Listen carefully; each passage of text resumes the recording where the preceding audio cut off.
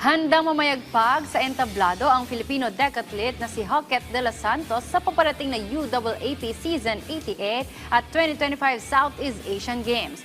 May ulat si Bernadette Tinoy.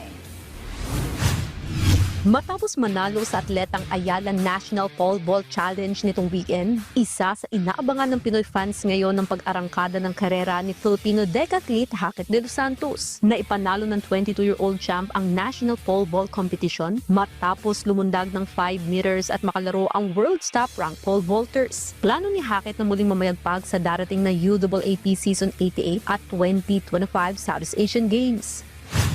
Nagpre-prepare po kami sa decathlon, which is kasama ko po si Kuya John D. Ubas po doon. So kami po yung magre-represent ng decathlon sa Southeast Asian Games po. Then, kasi ngayon, kaya napunta po kami sa decathlon dahil may si Elijah Cole po. Mas, yung performance niya mas pasok sa medal standard. Kasi yun po yung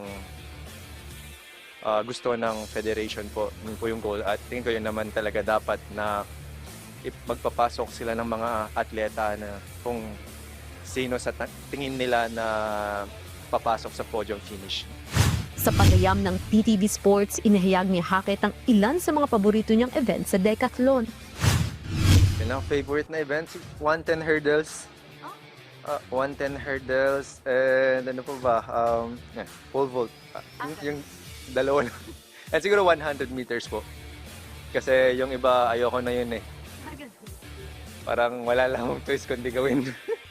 Samantala, naniniwala rin si world number 11 EJ Obiena na malaki ang potensyal ni Hocket na pagharian ng mga sasalihan niyang kompetisyon dahil na rin sa tulong ng coaching staffs. Mentoring my dad as well. He's one of the guys Oleg said Hocket runs like me.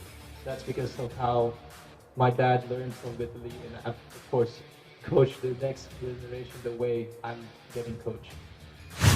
Bernadette Tinoy para sa Atletang Pilipino para sa Bagong Pilipinas.